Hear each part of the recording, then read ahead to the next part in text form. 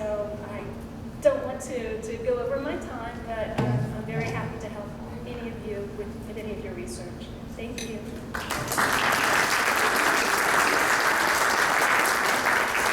What we're going to look to do is down the road have a session with Andrea, and we'll have it probably at the Bocce Club, where we'll have a Contessa Entellina education night, so we can take care of a lot of this. And I do want to point out on the plaque here is the double eagle, and that comes from Skanderbeg. That was his symbol, was the double eagle. And it's all over Albania. When you go to Albania, you'll see the double eagle. The other thing that was mentioned here is I do want to touch base on a couple of programs that we got going on. The film we did on the lynching of the Italians, we feel like that we solved it. Who did kill the chief of police in New Orleans? You know, we were always blamed. Everybody thought, we know you got acquitted the Italians, but we know you really did it. So we actually read through so many books and have a video that will be aired. It did come in second. We haven't released it yet because we're up for one more award in the Emmys, and we won't know until December, so we want to hold back till we know if that happens. And I want to say, actually the judge here plays one of the villains in that movie, Judge Shintani, so he kind of knows it, but he's sworn to secrecy. He can't say what the ending is. As I talk about a couple other things is, we do have a great team of leaders. You know, originally it was the Italian Hall on Esplanade, and there were many, many organizations that shared that hall. So we are working hard. I'll recognize David Matassis here from the Society of Sheffield, and we have a lot of great, he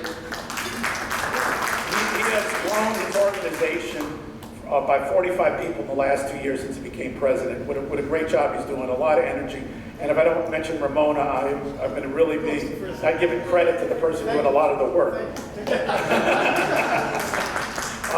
So they've been doing a great job, but we have so many organizations that did that. And one of the things that Contessa does is the annual All Saints Day event.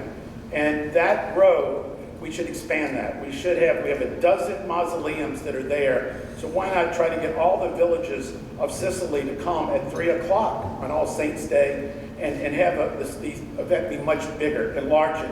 We've already had good response from Ustica and a couple of other towns that still exist as societies here. And if they don't, we can work with them to build a society that encompasses them. And maybe Contessa starts to look at Sala Peruta, Poggio Reale, and some of the neighboring villages that are too small to have a society today to be part of it. The mayor of Poggio Reale is actually going to be in Texas in 2 weeks. And they have formed a Poggio Reale society there. Ron Yeager, who is the head of WLATV, who I report to, that's where his family's from. And I think maybe even Steve Scalise is actually from there as opposed to Contessa, because Sandra Juno said that's where they're from. So we're going to look at that. We are working on, it was called Little Palermo, and we all know that, but the French Quarter doesn't really acknowledge the contributions of Sicilians to New Orleans there. We have 10 markers approved at the state level. We're getting a lot of resistance from the City Council and Park and Rec for ever putting any of those up, and we're going to try to work on getting that done. The other thing I will talk to you about here is the next film we're working on, and you'll see that it was in it made the paper that came out yesterday, is, I'm going to grab this one here.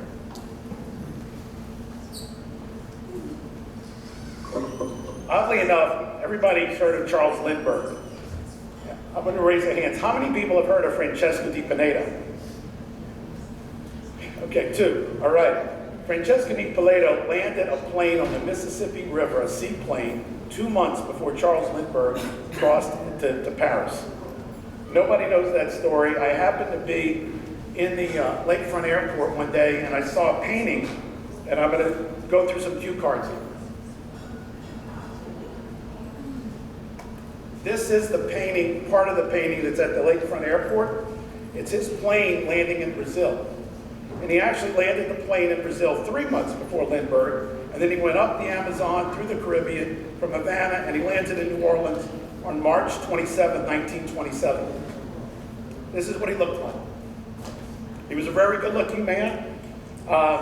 And the funny thing is that when he traveled and landed, he got out of his flight suit, his jumpsuit, and he would change, because he thought he was very sexy to wear tweed slacks and a golf jacket, And he always was seen getting out of the plane in a tweed suit.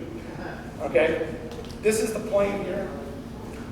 We were able to, oddly enough, Microsoft Flight Simulator now has this plane that you can fly it. So I bought Xbox, learned how to use Xbox, which was not easy for my age. But I flew this plane, basically simulated the flight, landing it in front of St. Louis Cathedral, flying it around the Statue of Liberty, every place over Brazil, every place, Rio de Janeiro, that Di Pinedo flew the plane. This is his route. Earlier, 2 years before, he actually flew to Australia and back to Rome. But you can see his route here, where he flies to Brazil, up to America, and then back to Rome. It's called the Four Continents flight.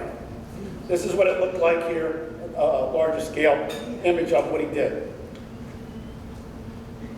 And then, this is the headlines.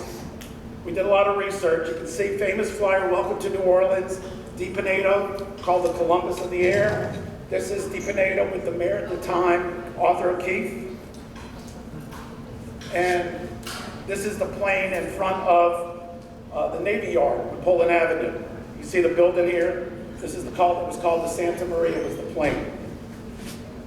This is him in his tweed jacket, getting off the plane in a rowboat, being brought to shore. Now, here's another deal. After he left New Orleans, he goes on the way to California. His mission was to go to all the Italian clubs throughout the country and inspire the Italians, because you think about it, that we were still not being accepted in America. And then Di Pinedo was sent on this mission. He also was told to sell these planes. And he ended up selling some to Brazil. He traded them for coffee beans. And then the city of New York signed a contract to buy 50 of them. Then he sold them to Spain as well and to Russia, this plane. Now, where that gets to, and I'm wrapping it up here, is he was entertained heavily by the Italians when he arrived. We've already filmed the scene where the mayor is introducing him to a crowd and proposes that everybody toast him. So you are now going to be part of the movie, and I need everybody to toast Di Pinedo. So the deal is, in the Italian Hall on Esplanade, there was a very nice banquet. Everybody was dressed very nice as we are today, and they all say, "Viva Di Pinedo, Viva Italia." So we're going to move the camera to this side and turn it to you guys, okay?